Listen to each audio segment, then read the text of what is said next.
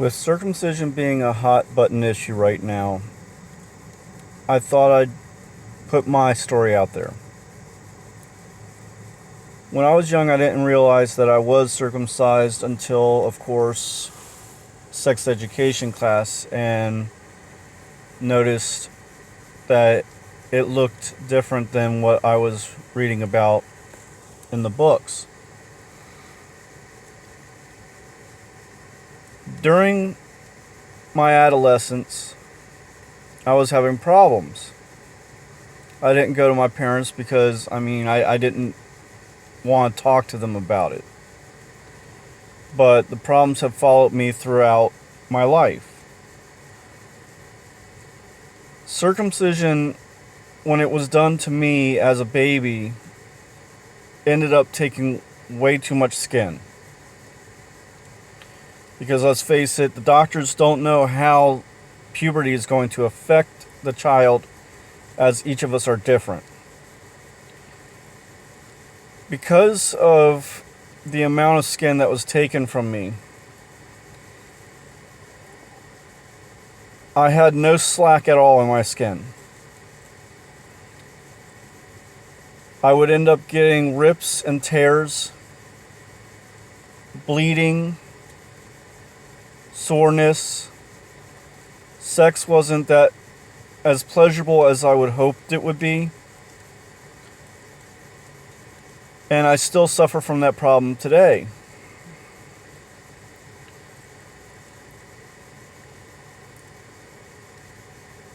The scar that I have where they perform the circumcision actually dips down my shaft and connects with the line that goes along the scrotum. It's called a raphe. Now, what that means is that when I do get aroused, it actually pulls my scrotal skin up my shaft. So I have hair going up my shaft. When I'm flaccid, I don't have enough skin to let myself hang out, to make it, not sound as bad as it is, but it actually gets sucked in to me at times. Circumcision should not be done on children who cannot consent. And it should not be done for religious reasons, as you never know whether or not the child is going to follow in the religion of the parents or not.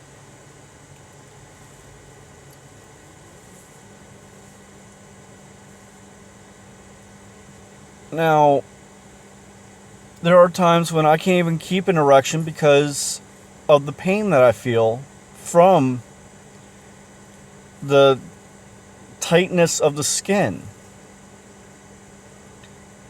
And the fact that I do get rips.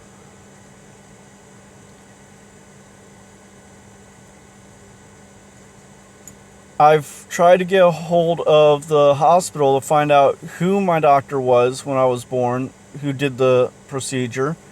I wanted to find out information about, whether or not anyone else that's, had them circumcise them has had problems.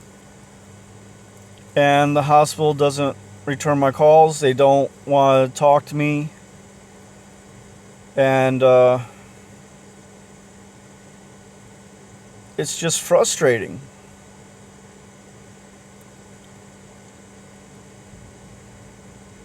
I'm suffering from a lot of problems sexually because of the choice that my parents made without even checking to see if it's the right choice to make.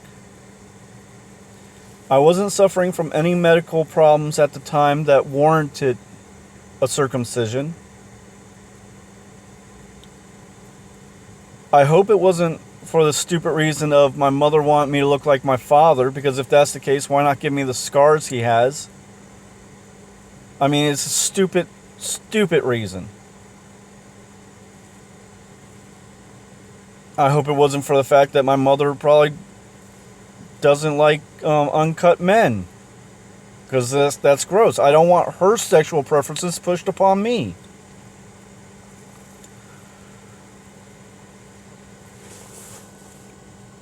But circumcision does cause problems. It does harm men. It's done for no absolute immediate medical necessity at the time. Over 80% of the world's male population are intact and do not suffer from half the shit that the CDC says that we will.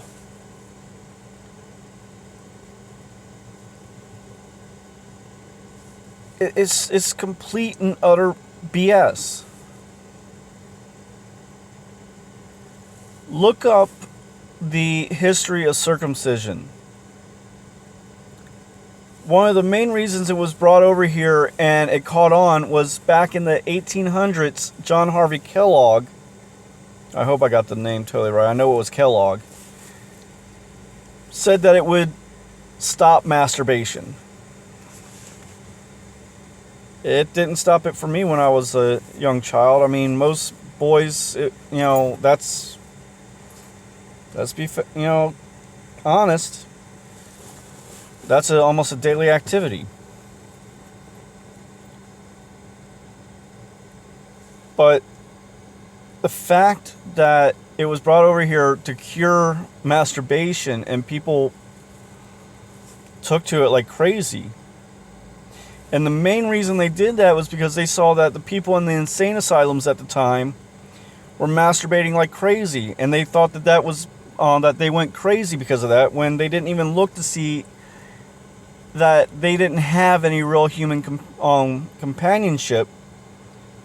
That their only outlet to their frustration and all that was to masturbate.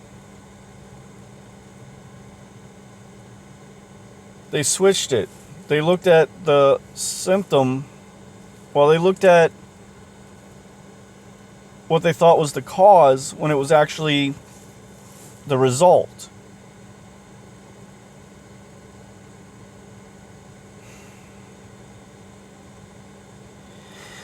The main thing I'm trying to get out here is that there are men out there who are silent about the problems that they suffer from with circumcision,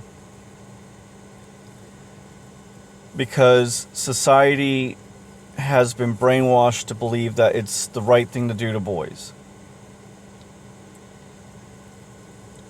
I've been told by female family members that I need to stop whining about it because it's over and done with. You're right, it is over. That's something I can never get back. I can never get the nerves I've lost from there. I can never get the skin that I lost from there. I can never get the protective cover that I lost.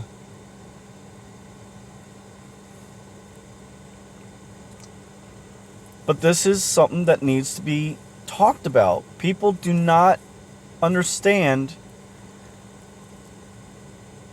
what they are doing to kids when they do this. There's actually been a federal law that was brought into the books back in 1997, which stopped infant girls from having any kind of genital slicing, cutting, mutilation.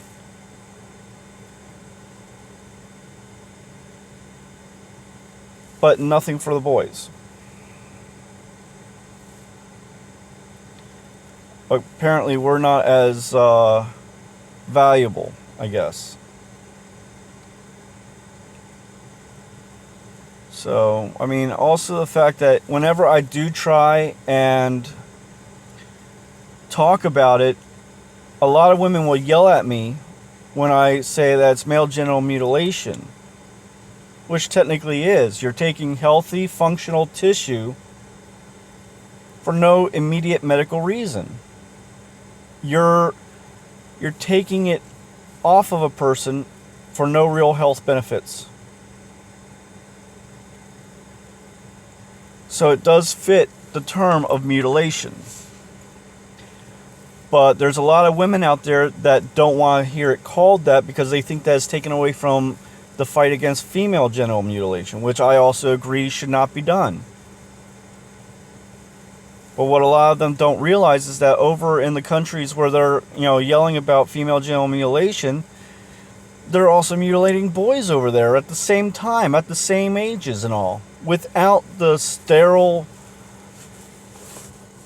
settings that they keep saying that at least we have.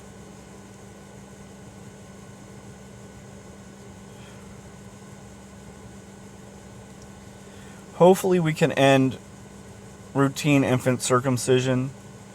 Hopefully a lot of parents will actually look at the negative issues that happen because of circumcision. And hopefully not many others will have to deal with what I've had to deal with.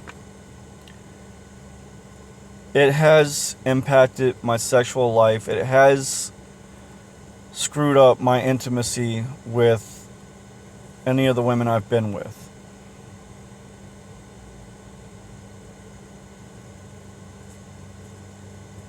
Circumcision does harm.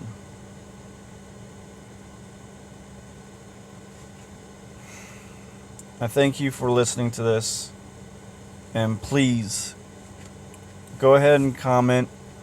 Let me know if you've ever had any problems. Let me know if you've had anyone tell you that it's no big deal. It is. Thank you.